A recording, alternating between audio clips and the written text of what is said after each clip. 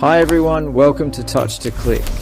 Today, in this video, we'll explain how to find available IP addresses on my network in Windows, so you can identify free IPs for new devices or network setup. Step 1, press the Windows key plus S and type command prompt in the search bar, then press enter to open it. Command prompt lets you run network commands to view and analyze your network details.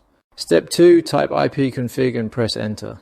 This command shows your current IP address, subnet mask, and default gateway, which are important for understanding your network range.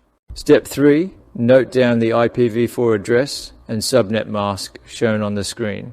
These values help you determine the range of IP addresses used on your local network. Step 4, type ARP A and press enter in command prompt. This command displays a list of all IP addresses currently connected to your network. Step 5, review the list and compare it with your network IP range. Any IP address within the range that is not listed is likely available to use. Thanks for watching, and don't forget to subscribe to Touch to Click for more simple and helpful Windows tutorials.